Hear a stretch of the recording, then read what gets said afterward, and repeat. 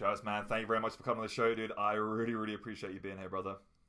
Oh yeah, man. Thanks for having me on. No, It's gonna be fun. yeah, it's exciting times. We just chatted a little bit before the show started there, and I mean, you you are the man that has stories for days and days and days, which I'm really, really, really excited to get into. But the thing I want to kind of start off with is that I find that at this moment in time, it's like we're experiencing your rebirth. Like that's what I'm really excited about at the moment. Is it seems like we are now getting to see like Travis 2.0. And like that for me is a really really fucking exciting time because it feels like and we'll hop onto it later on the show, but you've dealt with a lot of shit. You have found your kind of like true essence and purpose and drive and desire and passion again. And it kind of Yeah. feels from the outside that you can really see that, and you can see that you now have this orientation and focus. For competitors, I feel like it's kind of fucking scary, but for the rest of us that are enjoying this show, it's a really exciting time, man. So I just want to just straight off the bat, how are you feeling now, man? What's going on with you? What's going on in your head? Where has this come from, and where do you think it can go? First off, man, what you said there, that means a lot to me. And when you say that you can kind of see the mission that I'm on, and I don't have to spell it out, that's cool right there because that lets me know that I'm on the right path. Yeah. That's kind of validation in a way. So that means a lot. I appreciate you saying that. But yeah, it's like you say, Travis 2.0, the rebirth. That's that whole Phoenix rising. You know, I Yeah. I started strongman when I was 20. It was a week before my 21st birthday, and that was 18 years ago. So That's a hot minute. That's a hot minute in the game, man. That's yeah. There's not. I've been in longer than Mark Felix, Nick Best. I've been longer than all those guys. You know, but yeah, I've lived a couple lives in that time. I guess I was the hot young rookie blazing a trail. I went to IFSA Worlds 3 years in a row, and then World's Strongest Man after IFSA kind of went away. And then yeah, sort of that's where the Phoenix came in, and I guess I had to crash and burn and absolutely annihilate the world around me. And that was a scary time. That was tough. It was uh, not healthy. Not. I guess it was a lot of things. It was a lot of things. It was a pivotal moment in my life where I had to sink or swim. Either I was going to die, like so many of the people that I knew, and I knew several people that died in that situation. Several people who have not pulled their way out of it. And we could touch more on that in a little bit. I don't want to get too in depth right off the bat. But yeah, so I burned the world around me and then had to rise up from the ashes. It was kind of I had to do it on my own. Part of burning the world around you is you burn everything, all connections, family, friends. There was two people that maintained contact with me throughout that period. One lived in Norway and one lived in Georgia, and I was in Texas. So it was kind of easy for them to maintain contact because they were at a distance.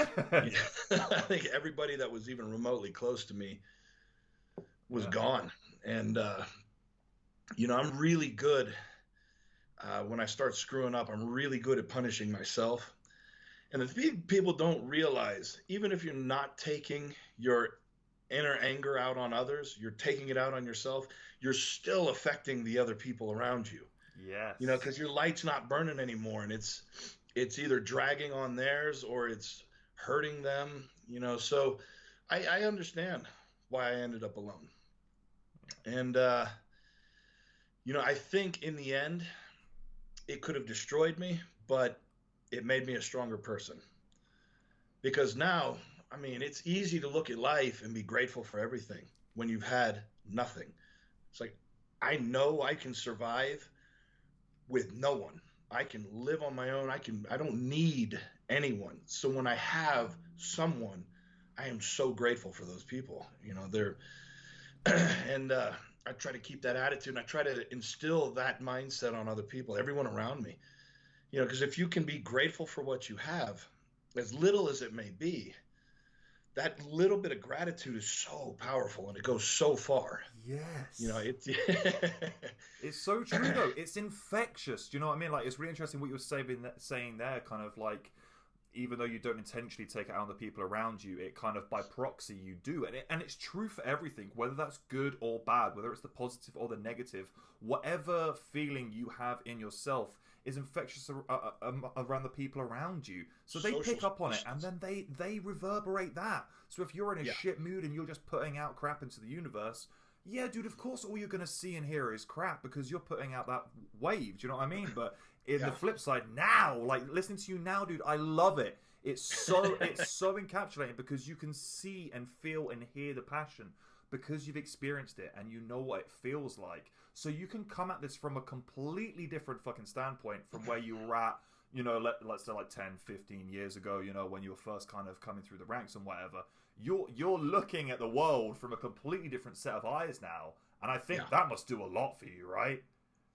It's well, so what you're saying, you know, you learn these lessons and you can look at it from a different point of view. You're absolutely right. For me, I'm such a stubborn, hard-headed son of a bitch that No, you you know, don't say. No way. just, That's it not would take Travis I that know. to stay in strongman as long as I have and through all the shit that I've been through. But I mean, I can learn lessons watching other people. Yeah. I can look at this on the surface and say, "Oh, that's a bad idea." You know, don't touch the red hot iron because that's going to suck. But I'm going to go ahead and say, "Well, I have to experience that myself to know just how much that suck is going to be." You know, so I call it 360 learning. I can't look at the top half Yeah. and just understand the lesson. I've got to feel the lesson, that time under tension, to use a weightlifting term. I got to feel what that's like to go through that experience. And then I'm okay with understanding it. So it's like, you know, there's two Travises in here. I got one back here who like takes notes, and I got the one out here who has to experience all the shit. And this one, well, he just wants to make sure that this one gets all of the lessons, Yeah. as painful and shitty or as fantastic as they are. So, you know, Travis out here is like, what the fuck, man? We got to go through this again. And Travis back here is like, yeah, pushing the buttons. Yep. Then we're going to experience that one. Oh, that sucks. Yeah, we're going to go through that one. Oh, fuck. Let's sit back and watch the fireworks, baby. Woo! That's exactly it. Yeah. Like, you freaking asshole. Start talking to yourself. Yeah, man, I've been there 100%. But it's interesting that you say that because do you not feel that?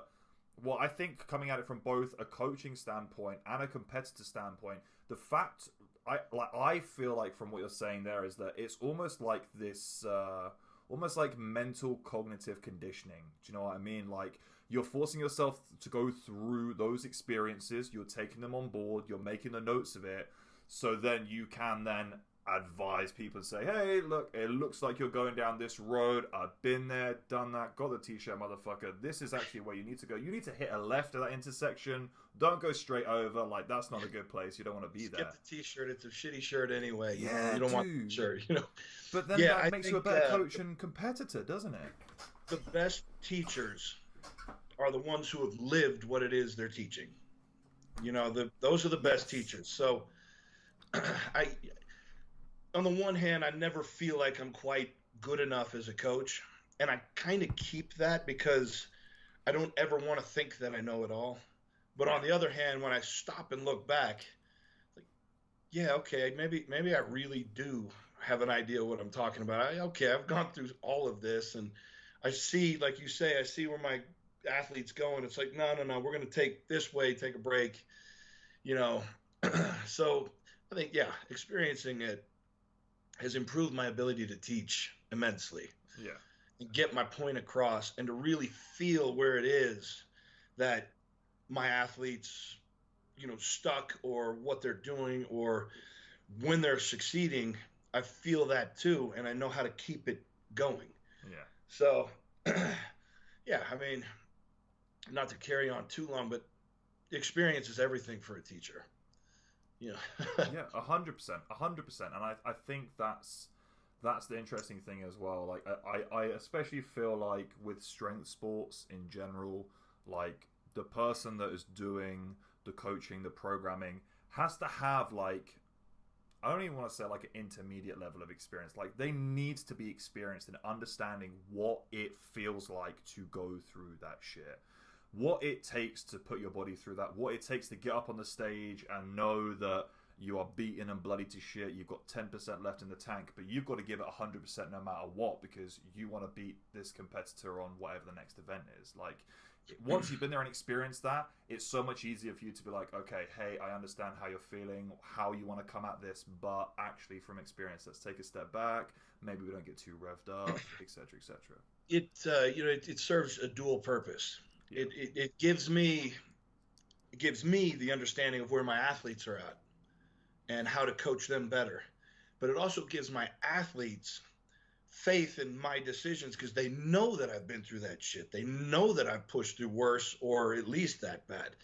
You know, I mean, I have athletes that compete when they're like, oh, I tweaked my leg on this. And I'm like, all right, well, here's what we do. We wrap it up and we march on. We push into pain, but not through pain. We try, and that also depends on the level of competition. It's like, how important is this competition to you? Yeah. We'll push through a broken ankle at World's Strongest Man, but we're not going to push through a broken ankle at some local qualifier if it doesn't absolutely mean everything to you. So I now know the questions to ask in order to understand how far to push somebody. Yeah. Yeah. Because, I mean, personally, I wouldn't recommend anybody competing on a broken ankle. It sucks. I'm not going to lie. It was one of the dumbest things I've ever done. It fucking sucks. But it also gives you, some kind of idea of your mettle. How tough are you? What can you make it through? And then, I think I proved a lot to myself doing stupid things. Dude, I don't think there are many people in the same field as you that can ever say that they come up to that standard. What year was it that you did it was the deadlift for reps, wasn't it? Card deadlift for reps with Koklaev. On the dude, and like I spoke to Craig Tolley about this before because he says it's like one of his greatest strongman moments of all time. And like, yeah, dude, I remember just watching it and just being in complete and utter awe to just be like, I don't understand what this fucking guy is made of to be able to do that. Like, I'm speaking from like, I haven't even had a broken ankle. Like, I've torn a bunch of ligaments, I've torn a few muscles, but like never broken anything. And I understand how painful that was. So to compete on a full break where you're getting compression through the ankle the whole time you're lifting is just insane, dude.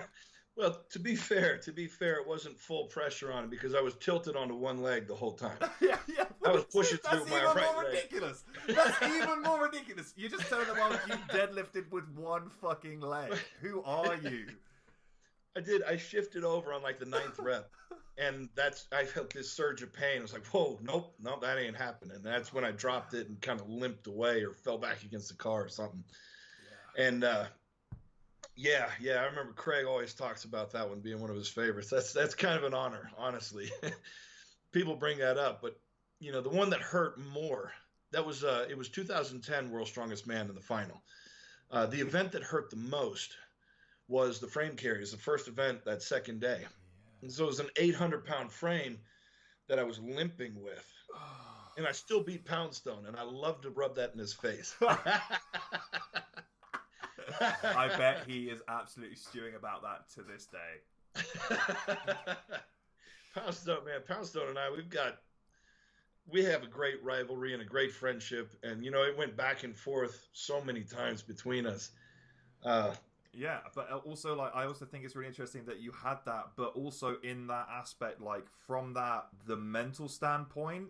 Like, I would say that you two guys are kind of, especially for that generation, were the standout guys to be like, these guys will die to get the event done, like, no matter what. And the fact that when you guys would then have those head-to-heads and stuff, it's like, this is gonna be a show because neither of them want to lose face. It made us each so much better. And it's like you say, we will literally fucking die to win. And so if he's pushing that way and I'm pushing that way, just a perfect example is 2009 America's Strongest Man. We were 30 points ahead of third place and still killing each other on each event to try and take it. I mean, these guys were down so far that we could stop 2 events short and still be done first and second. But there was no giving up. And I mean, it's just that killer instinct. He always says that I pushed him to be a better athlete, and I would have to say the same thing about him. He pushed me to be a better athlete than I probably ever would have been otherwise. So, now that I've said that, in this new life that I've built, I don't have direct competition. I'm gonna have to find somebody. I was literally about to ask that. I'm gonna have to go find someone's ass to kick. Yeah, and see if I can. Yeah. I'm gonna have to find. I'm gonna pick Trey Mitchell or Bobby Thompson or some of these super freaks out there. Little side note: Trey Mitchell's first contest was one that I put on in like 2012. There's some little contest in a gym parking lot, and I didn't remember Trey, but I remembered his father. His father was very distinctive cowboy hat, buttoned up shirt. I mean, you don't forget that guy. Never, ever. So I saw them at Nationals when he won his pro card. And like I said, I didn't really recognize Trey because Trey had gained a lot of weight, to be fair. But his dad was still his dad. I'm like, I know that guy. I know that guy. That's your son that just won.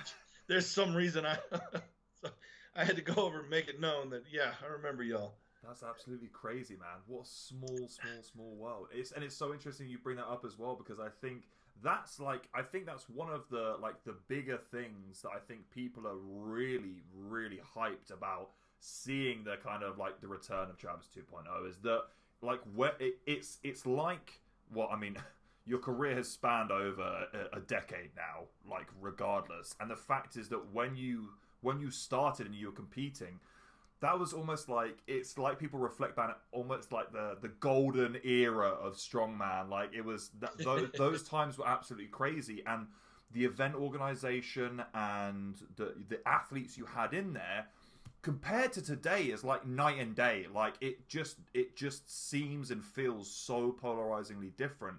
And I think it's really interesting to see yourself, who has all this experience, who's seen it all and done it all, compete against some of the biggest and craziest fucking names that there was in your time, to now have that little break and come back into the game now, where we're seeing this surge of fucking freaks from around the world that are just crept out from behind these boulders and caves and yeah, dude, and it's insane. So how do you feel as a competitor coming into this stage now, coming into these big arena shows where you've got some of these athletes who are considerably younger than you are now, but don't have that level of experience, that can't keep the same composure, that hasn't kind of got as many strings on their bow as a fantastic athlete like you do?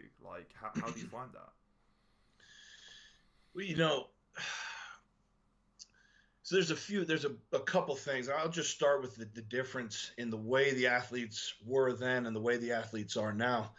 The athletes now have so much more knowledge at their disposal. With the invention of the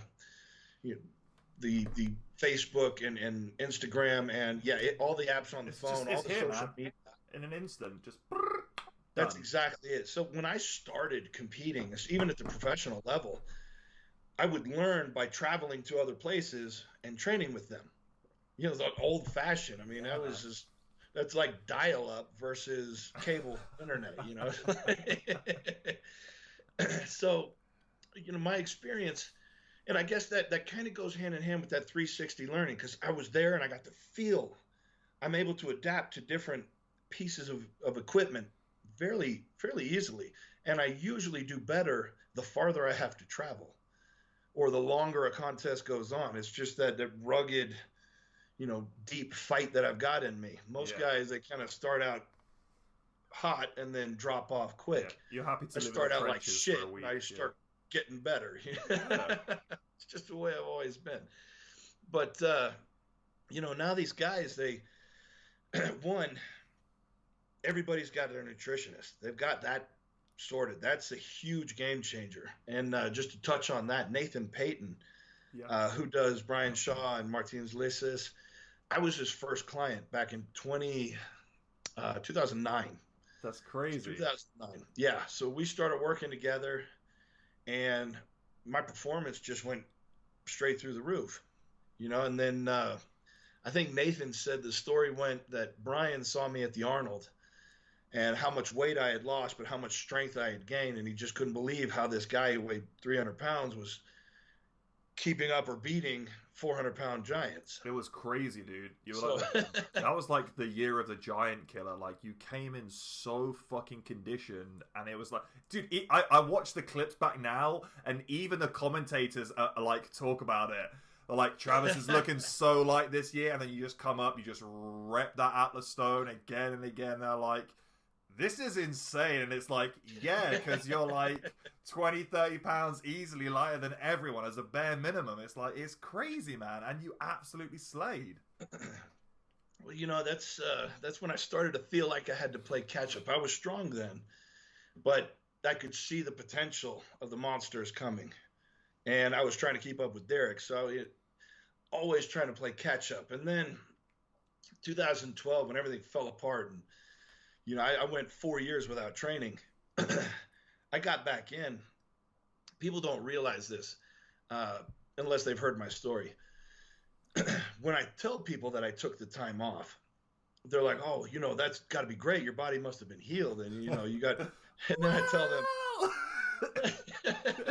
maybe I wasn't lifting, but I was not being good to it. And that muscle memory, it works if you've kept the muscle cells. They'll expand and they'll shrink, but they'll come back fast. But with what I did, I actually burned off a lot of those cells because I was so malnourished and doing stupid shit. I went to the hospital and they found protein in my blood, and because I was basically starving. I was eating once a day, once every other day. Oh, yeah, you're like fully catabolic. Your body's just breaking down tissue to survive at that point, right? Yeah. So, yeah, that's exactly what it was. So, when I started training, I had a little bit of that muscle memory, but it only went for like the first year. I had a huge rebound the first year, and I was still only at like 75% of where I had been. And I hit this wall of just like, holy shit, I guess the easy gains are gone. Now I'm going to have to dig in and start trying again. And it was like, let's just put it in terms of weight. So I was at a certain point at 275 pounds strength-wise in my first life. That's about as far as I made it back on the rebound, the muscle memory. I still had that 60 pounds of pure strength that I had gained, which was all the muscle that I had burned off in that addiction phase, So it took me a few years to catch back up to be even remotely strong enough to think about competing. I remember my first day back, and I remember my first competition, and there's a link between the two. So my first competition, I was 227 pounds. And, I rose to the top. I'd gotten up to 340 pounds at one point. And then life smacked the shit out of me. And I remember going through that hell and asking myself, when is this going to stop? And I think that's when this guy back here, it was an immediate answer. It's like, you're going to start over. And I knew what that meant. I was going to lose everything that I had gained through Strongman. I was burning it all. I was going to just destroy it and rebuild. And my first day back in the gym, I was 227 pounds. So, yeah, I had lost 100 and almost 20 pounds of body weight from my peak of my career to coming back. But do you not find it so weird that it's the exact same pre-show weight? Like, dude, that's what I find is just, it's so, like, I am a huge believer of a sense of that everything happens for a reason, that you don't necessarily understand why as of then and there in that at that time, and it might take you weeks, months, even fucking years or decades to understand why it had to happen.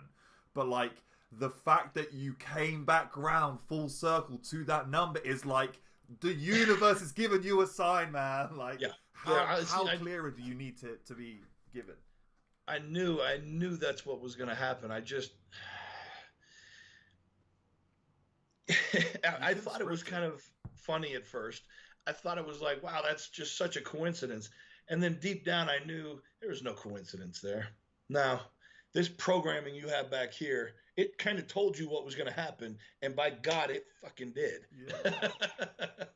And so, yeah, it was going to start over and we're going to do it right this time. And so I think I feel like I'm doing it right this time.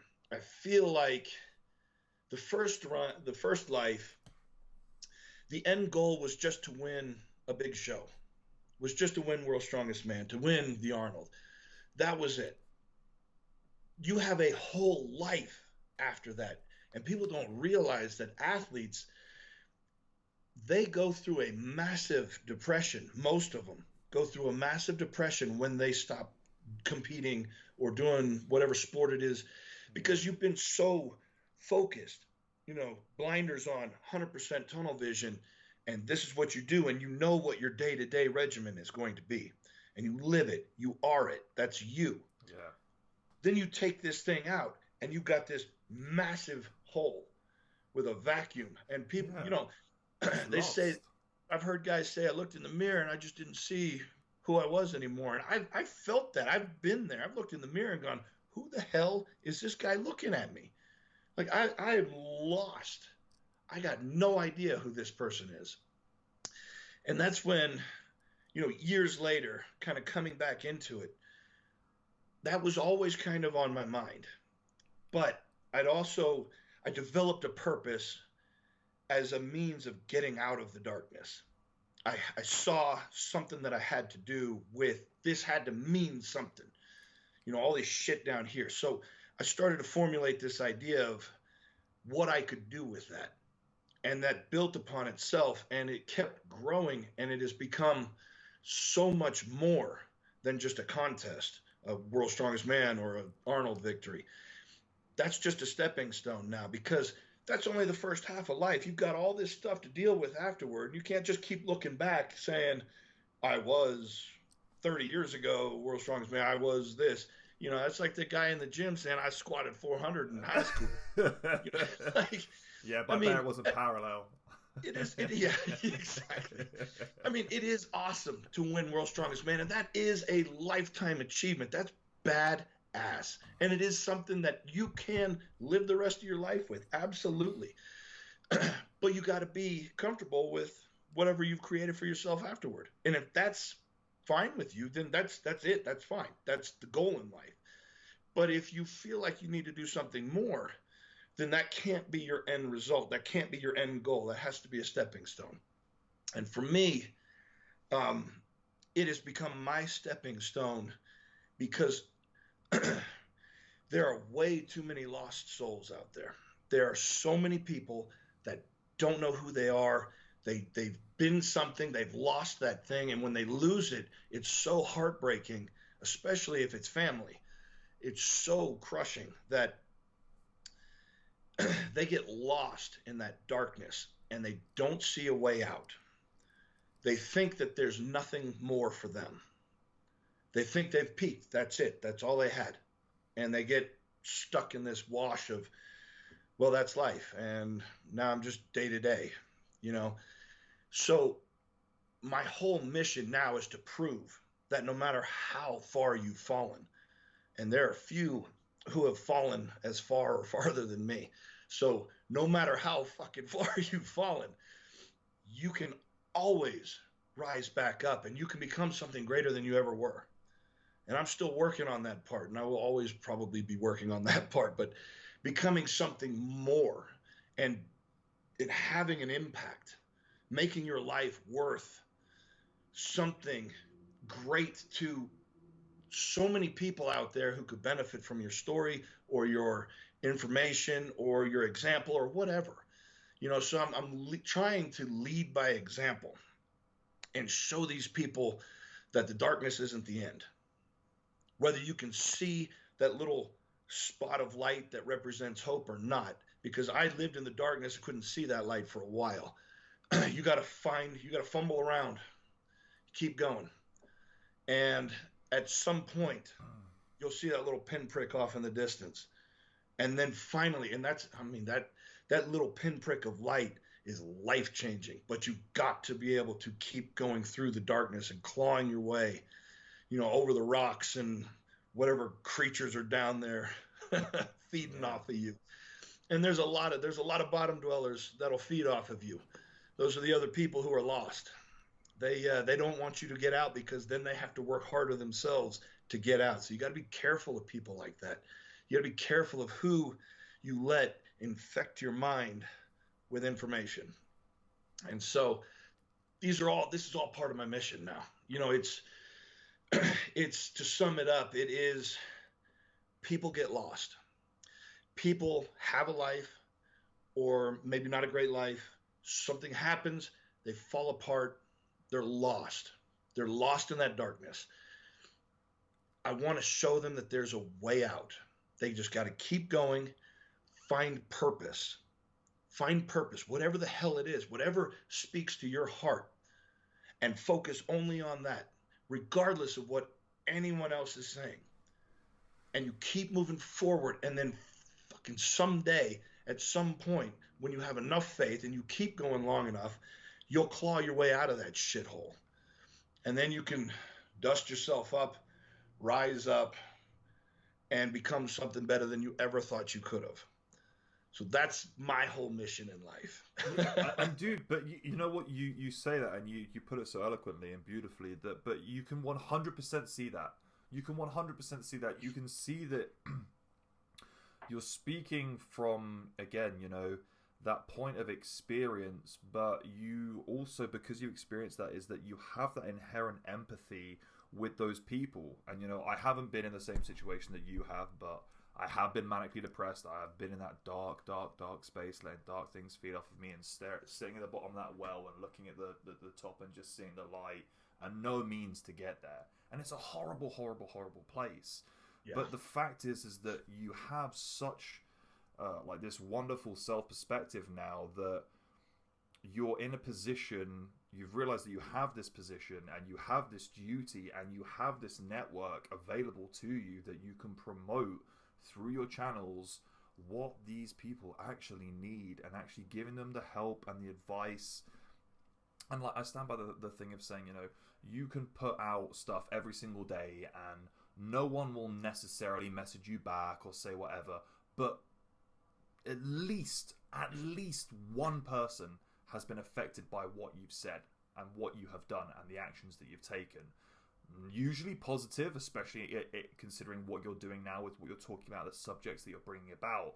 But that in itself is crazy, because then when you see you have that connection, you see you have that outreach and that power, it then just fuels you again, and it almost becomes like your superpower, that you're like, okay, I've had this, I've been in the worst position possible, yeah. I'm now up here, now all I want to do is help all of these people to come up to my level. It's so fucking easy in this day and age to tear down everyone else's fucking castles, so we're all on this same low, grey, bland, fucking monotone level. But it's so hard to stand out as an outlier like you've done and go through the bullshit and say, hey, I could just get after my own right now, I could get my check, I can get a good life, I can do whatever, and I'm going to be fine. But I'm going to take this time and I'm going to reflect, and I'm going to help all of those people that I know need this help, that aren't being given this help by government channels or councils or whatever, that need to hear this shit, because I think that is so fucking important, man. That is what saves lives. Well, I think people need to realize that people are people. Yes. Regardless of who it is, on what level they're at, Hollywood actors, football players, whatever. People are people. They're all going to screw up. They're all going to feel pain. They're all going to go through this shit. And one of the things you touched on bringing all these people out. I kind of use the analogy of, we build our villages. We try to build our house big. You can knock your neighbor's house over to make yours look better. Yeah. Steal their stones, try and build your house up a little more. That's what a lot of people do. That's because then you don't have to try very hard to look better than everyone else. Yeah. But that's not what I like to do. I'm going to build my building up, but I'm going to build everyone else's up around me, and I'm going to have a city full of skyscrapers. I don't have to be any taller than anyone else, but we're all going to be freaking huge. It's going to be elevated. It's going to be like Manhattan. My building doesn't need to stand taller than anyone else's, as long as all of theirs stand strong and proud. Yeah, it's really interesting you talk about this, because it seems like from the outside, like you've now got this passion of like creating your positive environment around you, and like we kind of spoke about before, like it's very easy to get into the like that negative downward spiral of like just picking out the negative stuff, and each day it gets worse, and then you lose focus of all the becomes good an stuff. Addiction. Yeah, 100%. But because you're in this position now where you can help and empower people, you get a kick off of that, they get a kick off of that, everyone levels up, and it's like, okay, and we bring another person in, and we all level up, and we bring in another person, and we all level up, and it just becomes infectious. But you become a stronger community. So then that only just goes to help progress you and your path as a human being, which is fucking beautiful, man. It's just everyone helping each other. That's exactly it. You create that wave of energy. You instead of pushing and pulling and taking and scrapping and fighting, you're building each other up. And therefore, people are building you up. You're building them up. They're building you up. And yeah, it just feeds off of itself. It becomes this positive wave. And people realize how much more power there is in positivity and building each other up rather than tearing each other down. They would, this world would be a completely different place. Now, that's some hippie shit that I'm talking about, but bro, I completely agree with you. I completely agree with you. It's so true. Like, if we all just supported each other and we didn't put each other down and we didn't listen to the naysayers and we followed whatever the fuck it was that we actually wanted to do, we would be so much more content and happy in ourselves. And I know you can speak about this, that if you aren't happy in yourself as a human being, if you aren't happy with where you're at, like, that's the most important thing. You can't do anything else. You shouldn't be giving your emotional energy and attention out to other people if you haven't got your own shit cemented. And I think this is what it feels like coming into this, like, we keep on going back to, like, Travis 2.0, is that, like, you have this super fucking cemented concrete idea and understanding now. Like, you've gone through it and you've ticked all those boxes, you know what you need on that checklist, and now it's like, okay, let's get it done. But I appreciate you saying that, but I just feel like I'm just a guy just doing what he loves. And if I follow my heart, I guess it checks all those boxes off. So, but dude, yeah, it's just being a good human. Do you know what I mean? Like, it's just being a good human being, and it's so crazy that we have to talk about it in this situation and like highlight it, because it's like, why isn't this just the norm? Like, why isn't everyone just doing this for each other? Do you know what I mean? Like, but it's true, especially in 2020, man. It's a strange time. It's nerve-wracking to open yourself up, because you're opening yourself up to criticism, and you know that. So when you're scared to open up, it's hard to share things that would positively benefit other people. And I think it's hesitation. It's hesitation. When we talk about it like this, it's like, yeah, it makes so much sense. It's so easy. But hindsight is a wonderful thing. Yeah. It's like living and actually experiencing the positivity and the flow from each other and the help from each other. You have to let down your guard in order for that to work. And a lot of people are really scared and don't want to let down their guard. And rightly so. It hurts when you get hurt, when you get screwed over, when you let it down and then somebody just trashes you. It really sucks. But I think that's the next step, is we need to teach people how to deal with that and not let it crush them. Yeah. And that's where I think mentors come into play. Fathers for sons, mothers for daughters, mentors for everyone, because you need a separate perspective than your parents sometimes. Yeah. But so who's your mentor? think, Who mentors you? Who do you gain influence from, trust, respect, understanding, whatever it might be for you? Who do you look to? I've got a few mentors. I've got my first mentor was a guy named Jim Glassman, who got me taught me how to train for strongman. And he trained at Westside Barbell for a while, so I got some of my mentality of the insane training from him. So the toughness I got from him. That explains a lot.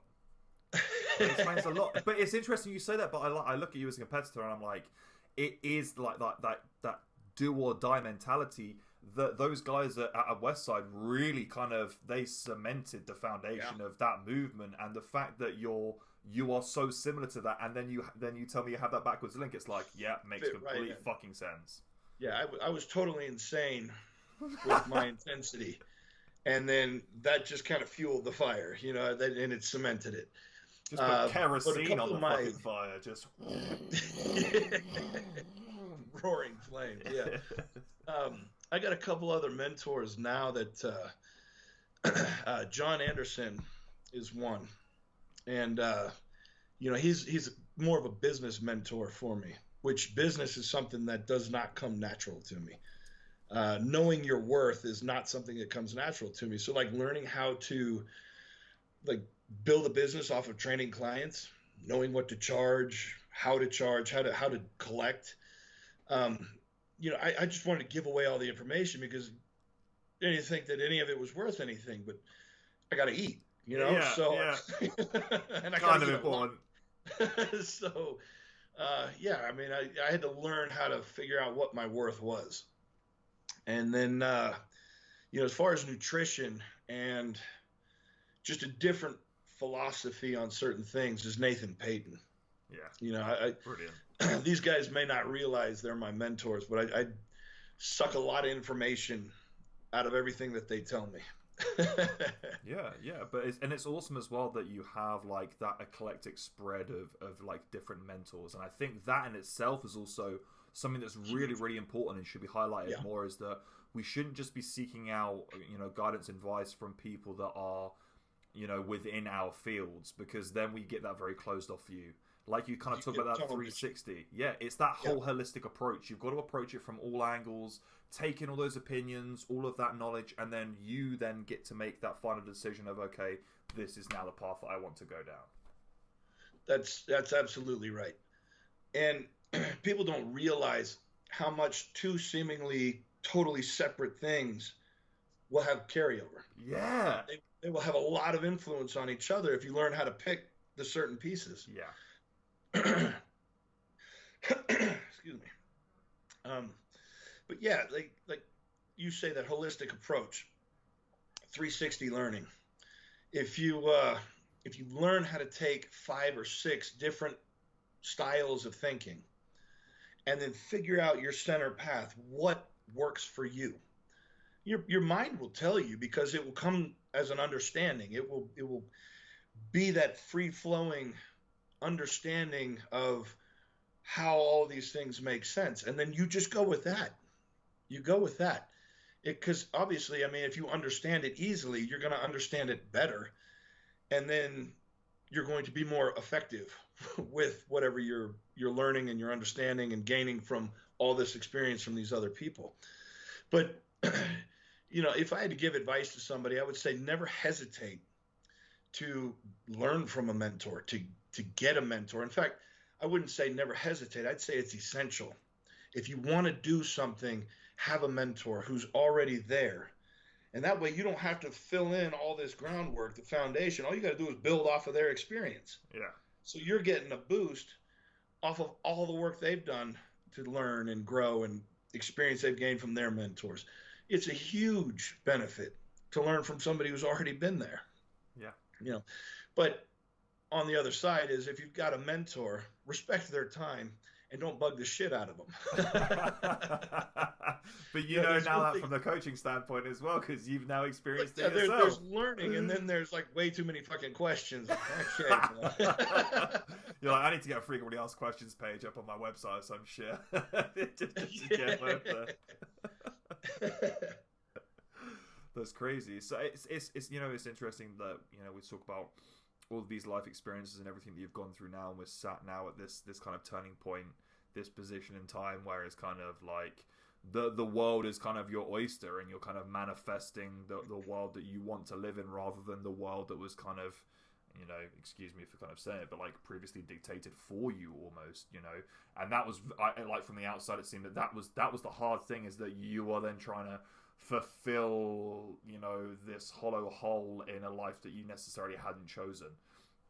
And now we have like, okay, he's ticking all the boxes he wants to, he knows where he wants to go, he's got direction, he has this fuck ton of experience.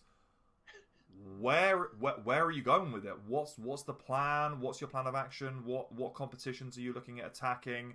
What are you thinking with kind of like body weight? How are you feeling? Obviously, you just competed in America's Strongest Man. Obviously, I know that wasn't necessarily the result you necessarily exactly wanted. And I know that, you know, again, that's a scary thing for the other athletes, because that means Travis is coming back fucking hungry, baby.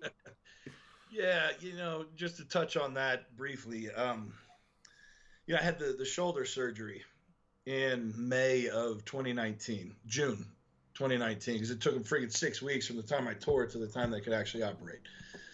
But it was, that's a really long, slow process, because they had to drill anchors into my bone, anchor the tendon down. There was no movement for 3 weeks, and then it was passive movement for 3 weeks. And I remember, you know, somewhere like the 6 or 8 week mark, putting my arm out and then trying to hold it out as I pulled it off of a, like the crossbar of a yoke. And I was trying to hold it up, and it just fell.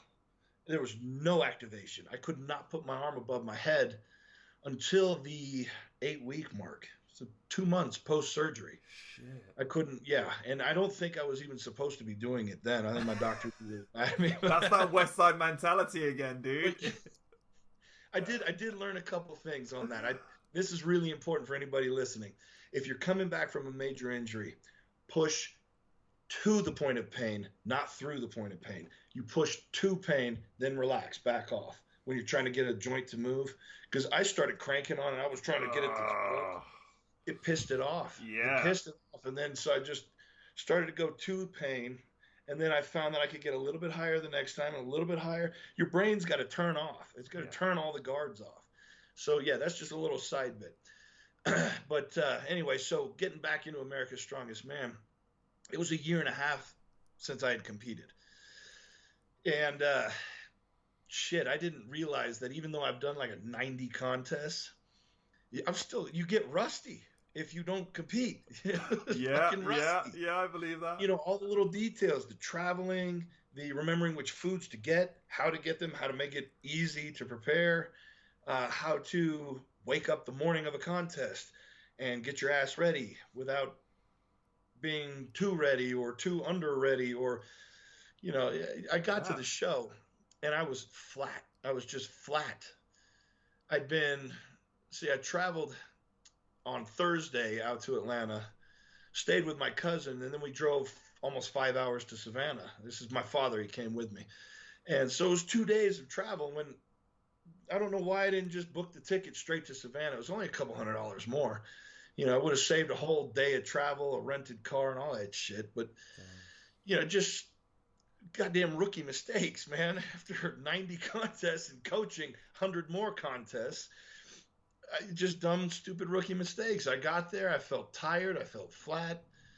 You know, my mindset, I think I was so focused on first place rather than I just want to do this on each event. I don't give a shit how those guys do. I want to do this on each event. I want to have fun doing it. Yeah. I didn't go out. I wasn't having fun the first day. I was kind of nervous. I didn't know any of these guys. You know, for a guy who's been around a long time to really not know anybody you're competing with, that's kind of weird. Yeah. It's weird. I felt like I was a rookie again. Why does everyone look 12 years old here? What the fuck? Yeah. Yeah. And, you know, it's kind of weird to even say this, but a lot of them are looking at me the way I looked at the guys when I first came in. I saw that guy on TV. Hey, man, I watched you as a kid. Fuck you, man. Watched me as a kid. I'm not that goddamn old. Screw you, man. But I mean, on the one hand, it's awesome. It's nice to hear that. But on the other hand, it's like, fucking punk, shut the hell up, you know? But so I got there. My energy was off the first day. I came in a lot better the second day, but I still just kind of made a couple rookie mistakes. My head wasn't in my body, kind of thing. You know, I think, and to be fair, I'd only had like 7 or 8 weeks of actual event training in that past year and a half. Yeah. It was just the 7 weeks getting into this contest. And the first couple weeks kicked my ass. I remember thinking after a couple of those sessions, I'm like, shit, man, I don't know if I can do this anymore. This is really freaking hard, and my body is trashed right now, especially with the circus dumbbell. I remember 170 pounds, which is like 75 kilos or something. I couldn't even get it off my shoulder, really. It would just flop. Yeah, I actually watched that video back today, the whole time lapse across the whole process, just the amount of times where it's like, comes up halfway, you chuck it down, and then you just hear "fuck" in the background, and then the next lift, and I was like, dude, I've been there. Yeah, I don't hide my emotions very well. It's just brilliant. It's up, no, fuck, next foot, fuck, and it just gets progressively angrier. Cussing. I would turn into a corner and scream at myself, and that whole gym has seen me freak out in a corner somewhere so many times. Yeah, it's just Travis having a funny 5 minutes. I'm passionate about it. You know, it's frustrating because dumbbell was one of those things that I could beat anyone. Poundstone was the only one who could beat me back in 2009, 2010. He was the only one who could. I was there. I beat Zydrunas on it, or I tied with him. I can't remember if I beat him or I tied with him at the Arnold in 2010 or 2011, one of those years. We both got like 3 or 4 reps, something like that. Anyway, so yeah, it was a great event for me. And to just flop over and over and not be able to find a comfortable spot, it was just it's so frustrating, like knowing that you've previously done something and executed it to such a high standard, to have that kind of strip back and be lost in that position where you once felt so comfortable must feel almost alien in your own body. Yeah, that's what it was. I mean, I remember taking that 170 pounds, getting it to my shoulders, and it feeling like it was going to rip my tricep and my shoulder. It was like, what the hell is going on? I'm trying to put it back here and find a new spot, and you know, what the hell, man? And you know, it was disheartening, but I kept pushing through because I too stupid to quit. I just kept beating my head against it and I finally got the contest weight in training. But what people didn't see is that was 2 hours of dumbbell work. When I finally hit that weight, I finally got so pissed off that it went up, and I just didn't have 2 hours to fuck around with it at America's Strongest Man. So I couldn't quite get into it. Yeah. And, you know, and it was on top of that first day where it was just shit. But I had some highlights. You know, my deadlift has come up so much the last year.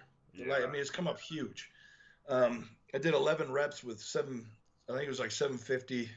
It might have been a little bit lighter. I think they changed it the day of, maybe 10 or 20 pounds lighter than 750. Okay. But I got 11 reps. And because I did so poorly on the dumbbell, I had to go second. You know, the guy that went before me got 3. So it's not like I had a mark to try and reach and beat. I just had to go out there and crank as hard as I could. And there was a little bit of an out-of-body experience on that one. But I knew the deadlift was going to be good, so I had that confidence going into it. The unfortunate thing is that absolutely fried my legs. And when I picked the Husafel stone up on the last event, I almost buckled. My legs were like jello. I picked it up. It felt light up here. I was fine. And my legs wanted to give out. I've never felt that before. Oh, shit, this is going to suck. And sure enough, an event win for me turned out to be 5th place or something. You know, that's usually an easy win. Yeah. And I just fell apart. So what do you think that needs to happen kind of like moving forward from this? It was it just a case of that you've just been out of the sequence for too long? Or is it a case of that you're like, okay, I know that actually in my training block leading up to competition, maybe I need to do this, or I need to stagger this a little bit more, or I need to work more on this like auxiliary accessory work? So yeah, definitely a little bit of column A, a little bit of column B. Okay. A lot of it was just nerves and rust and being out of sync with me. Yeah. Because when I compete, I pretty much ride on raw emotion. And if I'm having fun, that's powerful. And I wasn't having fun. I was just overwhelmed and nervous. And so, yeah, my energy was down with it, you know? Training, the thing that I would change in training, and this is what I'm going to do going forward, I'm not going to leave out carry events. Like the first week I did the sandbags, I remember putting the 300 on my chest and freaking out because I couldn't breathe. I couldn't get a breath of air, and I'm like, God, I'm so weak with my diaphragm. I couldn't actually breathe while carrying it. It was awful. If I'd have had a whole nother 4 weeks of training, or if I hadn't had to come from so far down and build up on all of the events, it probably would have been a lot different. And you know, sandbags ended up being one of those things that worked out just right for me at the right moment, because training those, I've got a 140 kilo, 155 kilo, and 180 kilo, or 300 pound, 340, 400. And the competition has a 165 kilo sandbag in between those. So 4 total sacks. I was training with 3. I could get the first 2 easy. And that 180 kilo, 400 pound bag was destroying me. It was just beating the shit out of me. If I tried to do it in the medley in training, I could get it to my knees. And I could come back, and I'd gotten it up and over the bar one time by itself in training. And then I did the medley at America's Strongest Man. And at this point, I'd kind of said, you know what? Fuck this. Fuck it. I don't give a shit anymore. God damn it. It's like, I kind of want to stop, but I know I'm not going to, so I might as well just fucking have fun with this. And I crushed it. I had this plan of doing 3 fast and then getting my breath and really setting up for the 4th. So I still did that, but I didn't need to. I picked the last one up and I loaded it, and it was like fucking empty. What the fuck, man? Couldn't we have given up yesterday and then had fun all day today? So, what a waste of a day. But hey, I mean, at least I ended on a high note, and I had a great time at the end of everything. I had a great time. It was obviously a learning experience, but it was getting to know the guys. There's some great guys competing in America's Strongest Man, and the women were fucking badasses too. I got to hand it to them; they were tough as shit. But yeah, overall, it was a fun experience with an end on a high note. Yeah. Yeah, and at least you have a better understanding of what to expect moving forward, like both out of your body and out of your training. Do you know what I mean? Like, and I think that's the fantastic thing, that even at this point you're still reflecting on things. You're still taking the time out to look at what you can improve and where you can tighten those margins. And that for me is something that very experienced lifters do, very humble lifters do. You know, it's very, very hard to eat that fucking humble pie and be like, well, turns out I wasn't the fucking best athlete today at this event and whatever. Like, okay, time to fucking just swim around and load in self-pity for a little while and then like get back on the train. But it's, you know, it's difficult, man. So I think it's really commendable to see that you are just still at this point constantly looking to develop. constantly looking to adapt, constantly looking to evolve, even through this later stage of your career, it's cool because it's like you're almost like kind of reinventing yourself, but you're reinventing yourself in the kind of way that almost you wish you had done previously, where you're coming out now with like the best package you can from every fucking angle. You nailed it. You nailed it right there. So in my first life, I think I'd gotten to that point where I was more of a fixed mindset. I thought that I knew how to do things. I thought I knew all the right ways. When you get into that fixed mindset, you expect to be the best, or you expect things to be easier, or you expect whatever. And when reality doesn't meet the expectation, it's a slap in the face. Yeah, dude. Exactly it. And so I had to learn the hard way how to get that growth mindset. Yeah. That's what got me out of the darkness. You know, it was it's a mindset that carries over into everything. When you have a growth mindset, you're always looking for a better way, a new way, a new experience, trying to figure out another way of doing something. And it just makes, well, one, it kind of eliminates that expectation, or at least the detrimental effects of not having those expectations met. You can have expectations, but it's not as devastating when life slaps you in the face and you doesn't meet them. Yeah. So it's like, okay, well, that sucked, but there's where I went wrong. There's where I went wrong. I want to do these things right. I'm going to change. And, you know, that was forged in fire. Let's just say, when I was trying to get out of my hell, that growth mindset, learning how to see what you're doing wrong, whether it's a mindset thing, whether it's an environmental thing, and then finding ways to adapt, overcome, and grow from that. And, you know, I think, honestly, if I had to say how big a deal growth mindset is, I'd say it saved my life. Because, you know, when I was in that darkness, and I was fucking addicted to meth, you know, and it was, God damn, it sucked. It sucked. And for anybody who doesn't know the story, if I had to say it quickly, you know, I had my first life in strongman. Then things started falling apart for me. You know, one thing led to another. I went to I'm going to do a brief overview of why. Just synopsize like your life. To have that growth mindset. So, you know, I was on top of the world. I went to a doctor who told me that I needed painkillers. Basically, he said, these are going to help you to relax and recover, and with what you do, you need painkillers. So I believed him. And after a few weeks, I needed those painkillers. And you don't realize that that's a bad thing until you try to stop using those things. And you don't realize how much it impacts your life because you're numb to things. It doesn't just numb physically, it numbs you mentally and emotionally. And that was kind of the decline that, you know, that started in like 2010, 2011. And 2012, I'd had enough. I was trying to get off of that, and it was just a nightmare. It was a nightmare to get off of that shit.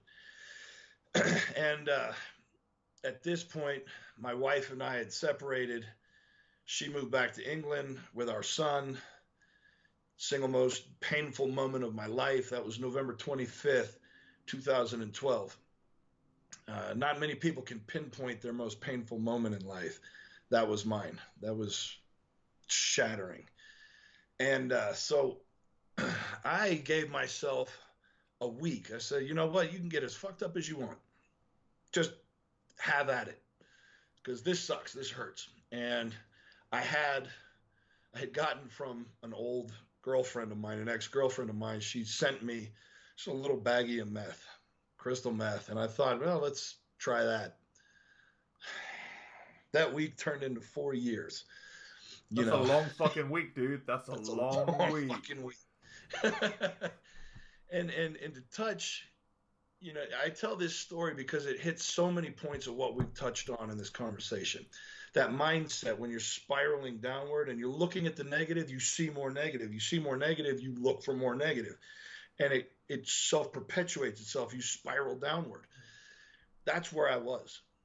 I kept going over in my head. I lost my family. I lost my wife. I lost my career. I lost this. And I look at all these things that I'm losing all the time. And when you have something as powerful as methamphetamines in your brain, especially the way I was doing it, because I don't do anything half-assed, I pretty much went straight to shooting meth. No middle ground. Fuck it. Just straight off the top board. Huh? Just straight off the top board. Fuck it. Let's go. Man, God. I mean, I guess I started out smoking it, but then it went quickly because I had these insulin syringes, and I thought, well, let's look up on the internet how to do this. Okay, I'm going to dial 911 in case something goes wrong. I'm going to have it there. I can hit talk. And I literally had that in my phone ready to hit the send button. Like, at some point I should have thought, maybe this is a bad idea. You got 911 here. This is something you shouldn't be doing. That's a big red flag, man. So, fuck. Yeah, but I kept going with the crystal meth at first because it got me off of the painkillers, and that was such a struggle. I thought, I can kick this. Let's just use it until I get off of painkillers, because the withdrawal from that is fucking nightmarish when you're on heavy painkillers. And so, that's one of those things with something so powerful like that. It infects your thinking. And I thought, this is a good idea. I can easily ditch this one. And that turned into, several years of an addiction to meth. And and somewhere I had spiraled down so much and lost so much. And this is where I burned the world around me. This is where I really trashed everything. And I was taking out all this anger on myself and just destroying my life. I reached a really, really, really low point. And I was thinking, suicide, I just want to get the fuck out of here. I'm done with this. And so I had a 40 caliber Beretta, really nice fucking gun. I wish I still had it because it was badass. But it had these hollow points with a little rubber ball in them. A nasty bullet. They opened up real good. Yeah.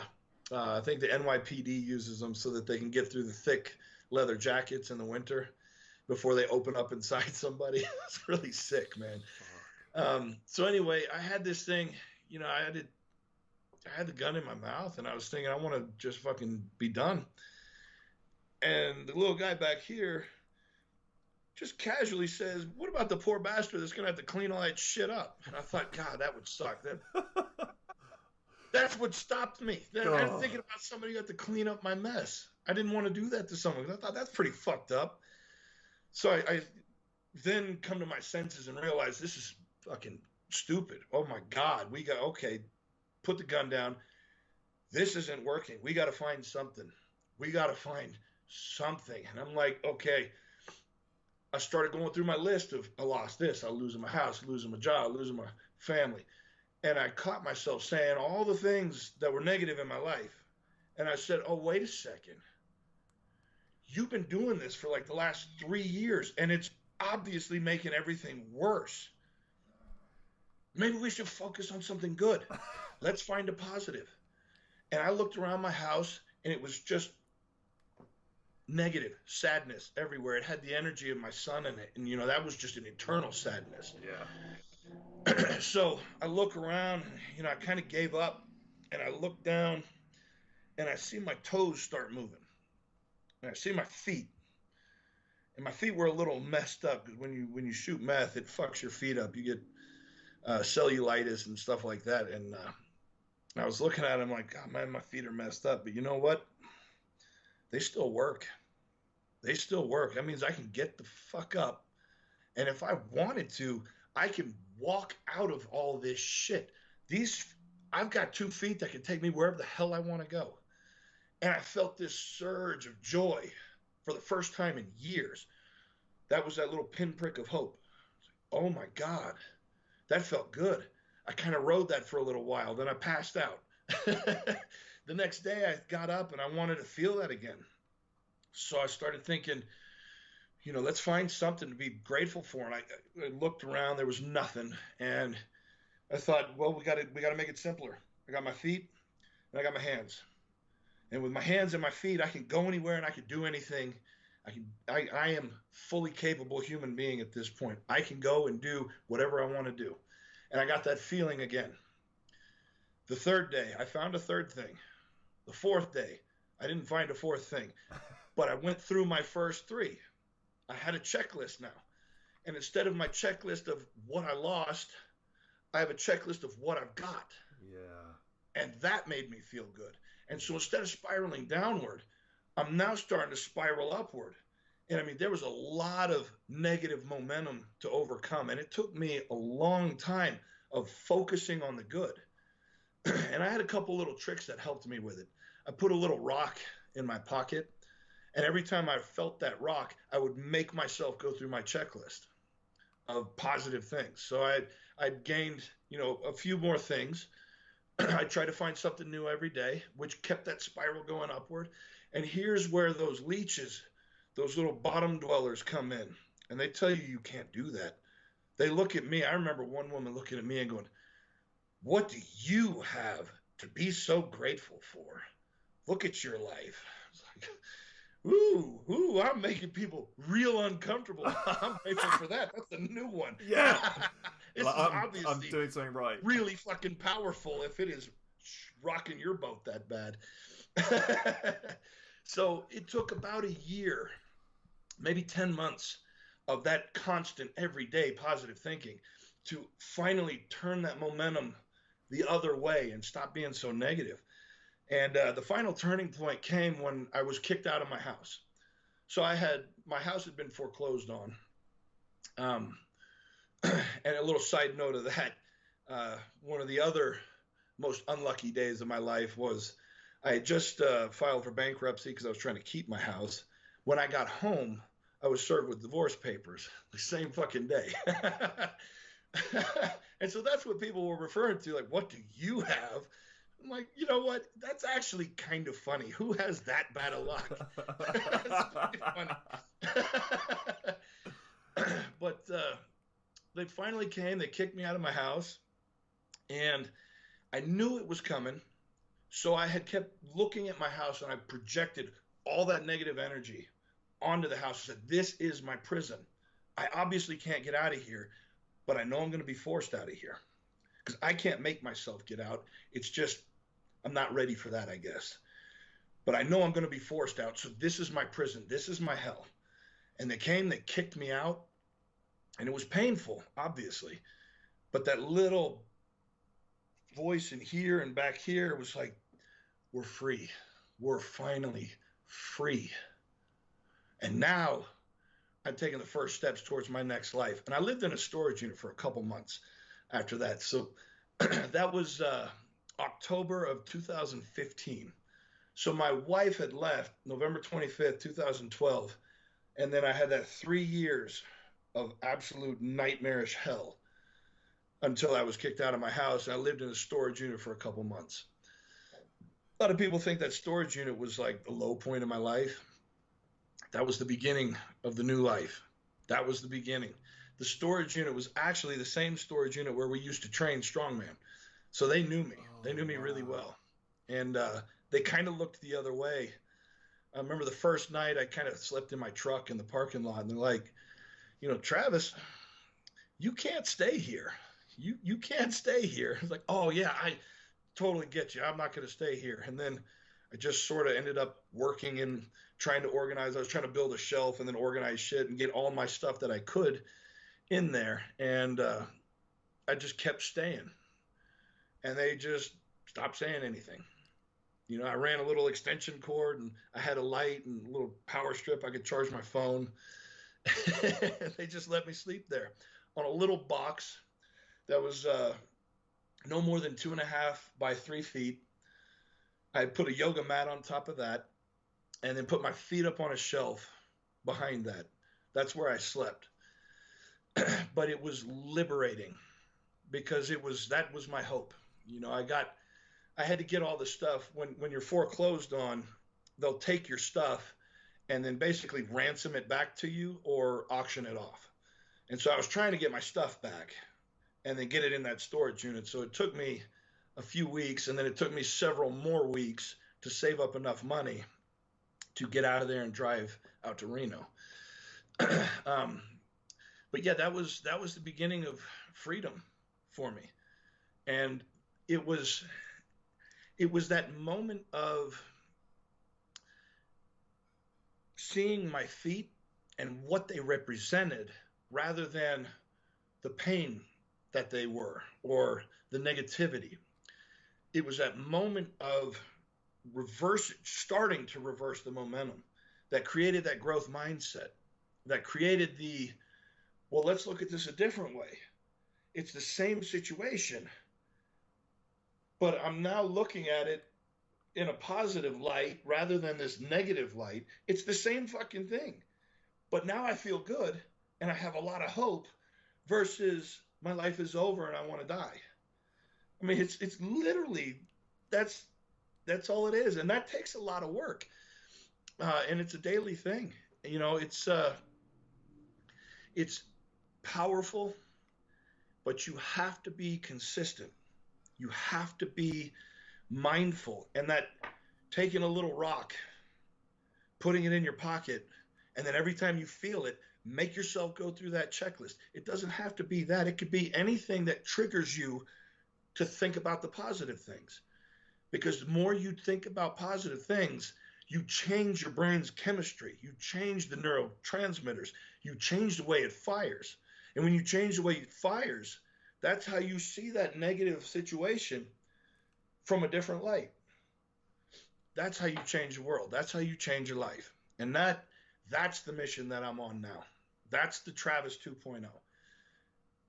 Armed with that knowledge, I want to go to the top of the world, and I want to tell everybody that's listening how they can do the same thing, because everybody's got the ability inside them already. You're born with it. It's you want to say a lot of addicts, when they get clean, they want to say, God came down and gave me the strength. Jesus gave me the strength. God gave you the strength before you were born. You just realized it now. Yeah. You already had it. Yeah. The universe, God, whatever you want to call it, if it's all knowing and time is not linear, you can see the past, present, future all at one time. God already knows what you're going to do. You already have it. You already have that strength. The universe gave it to you before you were born. You just have to realize it. And that's what I want to help people do, is realize it's already here. It's already here. They just have to start believing. Yeah, 100%. And focusing. Yeah. And sorry, I know I go off on a tangent and I completely love that story, man. I completely love it, and I think it's really, really, really, really important for people to hear that as well. And it's interesting as well, because I think you may just bring up a few of those points again. So the way that I like to wrap up the podcast, and I do the same thing with absolutely everyone, because I think it's very interesting to see all those different perspectives and those point of views like you're talking about there. So I want you, this is going to be a very interesting one for yourself especially, for a second just to imagine that you're stepping into a time machine. And when you step into that time machine, you're taken back to when you're 11, 12, 13 years of age. You know, that there is a lot to happen in your life. You've got all these trials and tribulations ahead of you. You know the path that young man is going to have to walk. And you get to spend a few minutes there with him and talk to him and impart some wisdom, mantra, a way to live by, just some advice to get that young man who's lost in his world through all of that hardship that you've had to go through to get to the point where you are today. What do you say to your younger self? You know, I've thought about that. I would, the easy answer is I would tell myself not to work out on May 8th, 2008, because you're going to tear half your pec off, and that fucking sucks. I would tell myself, don't do that second attempt or third attempt at the Arnold and let your back fucking bow and herniate a disc. Don't do that. That's a bad idea.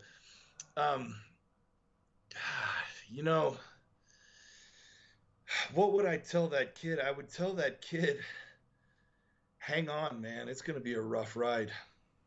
And if there's nothing I can say, and there's really nothing I can say to change it, because if you are who I think you are, and since I know you, you are who you are, you're going to have to go through it to learn it. I can't just tell you the surface. You're that's not going to work for you. Trust me, I know, pal. You're going to have to go through all of this, man. Just hang on and brace yourself, because it's going to be fucking awful, but it's going to be fucking amazing at the same time. Bingo. And I think I can say this: I have not led a boring life. That you certainly haven't. That you certainly, dude. I think you've lived like most of, like, I don't know, probably like 8 people's lives at this stage. Like, That's you've done like enough sometimes. crazy shit to fill a few lives. 100%, man, 100%. But I love that, you know, and you bring up, you know, that really important point of they're gonna have to go through it anyway, and that in and of itself is the learning process. And I think it's really important for people to understand that, yeah, you know, it might seem that life has dealt you a shit hand, or you're in a shit position, especially now with coronavirus and people being fucking made redundant left, right, and center, and it's a hard time for a lot of people. It's coming up to Christmas. There's added stresses. Like, just understand that you can manifest the life that you want. You can go down any road you want to if you want to apply yourself. And if you don't know how, find a mentor, find That's a teacher, exactly it. Find a coach, reach out. Life is only dealt you a shit hand if that's what you think. Fuck yeah. 100%. It is what you think it is. And I think you're absolutely right. You know, with the way things are right now, and coronavirus stressing people out, and Christmas coming up, I think this is one of those, looking at it from a different point of view. This could be the best Christmas ever. Fuck presents. Enjoy family. Enjoy each other. There we go. Dude, I could talk to you all night, honestly. Like, it's been absolutely amazing, man. Thank you so fucking much for coming on this show. I think, honestly, not only is this going to hopefully help a lot of people, but I think it's such an incredible story, such an incredible set of circumstances that more and more people need to understand and listen and experience this, because I think there are so fucking many life lessons to take away from this that I think is going to help a lot of people skip a lot of those unnecessary stages which you've gone through yourself, because you've now pathed the way. Yeah, dude, but you've pathed the way, and you've made that way clearer and safer and you know, healthier for a lot of people, because you can now talk from a point of reason. And that is absolutely amazing. And I just commend you on everything you're doing. Keep on going. Keep on spreading that message. Keep on spreading that vibe. I, for one, am so fucking excited to see what happens in the next couple of years, man. Because if we keep on getting that progress, I think we're hopefully, I'm hoping we're going to see some big upsets on some world stages again. Like, yeah, man, it's going to be cool. I'm excited. But thank you so much for taking the time out of your day, man, to come do this. It's been awesome chatting with you, dude. I appreciate it, man. I had a good time. Thank you.